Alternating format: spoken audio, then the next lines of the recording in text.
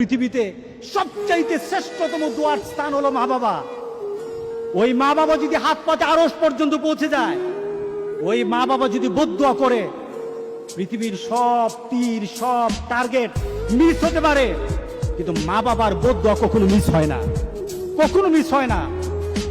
আর সন্তান মা বাবার জন্য যখন দোয়া করে, পৃথিবীর কোনো হুজুর, পৃথিবীর কোনো বুজুর্গ ব্যক্তির দোয়া কবুলের ব্যাপারে সন্দেহ থাকতে পারে, কিন্তু সন্তান যখন মা বাবার জন্য দোয়া করে, এই দোয়া আল্লাহ ফেলে দেয় না। সুবহানাল্লাহ। কারণ মা বাবার এই দোয়াটা শিখিয়ে দিয়েছেন আল্লাহ সুবহানাহু ওয়া তাআলা, রব্বির হামহুমা কামা রব্বায়ানি সাগীরা।